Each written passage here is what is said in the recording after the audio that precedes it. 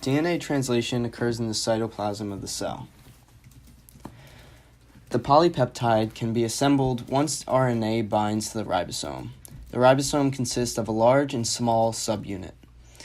The ribosome has one exit site, E, and two binding sites, P and A.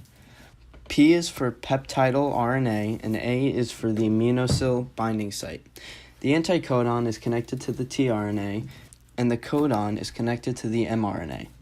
The first tRNA comes into the P binding zone and has UAC as the anticodon. Then the amino acid MET comes in and connects to the tRNA to start the binding process. The codons and the anticodons bind, and then another tRNA comes in with the anticodons of ACC, also carrying GTP.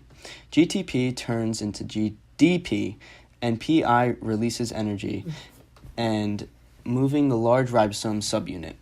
It then disconnects from tRNA.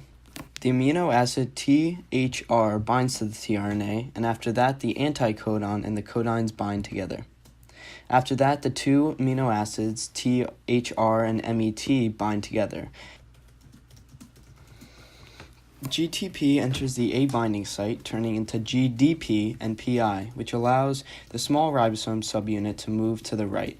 GDP and PI leave, and then they are replaced by GTP and tRNA. The new tRNA has the anticodons of CCG. The tRNA in the exit site separates from the mRNA and then leaves.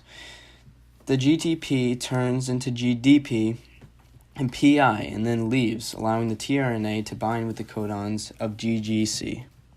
Then the amino acid PRO comes in and binds with the tRNA. The ribosome catalyzes and starts the binding process of the old amino acid to the new amino acid PRO. After the binding process, the long ribosome experiences a shift to tRNA. The elongation factor G comes into the scene again, which it contains GTP and binds to ribosome. The process of hydrolysis by GTP turns it into GDP and PI, which provides energy for the system. Then the small ribosome shifts to the right, which allows the ribosome to accept the new tRNA factor. The polypeptide elongation continues until the ribosome reaches to a stop. Codon contains a UAG.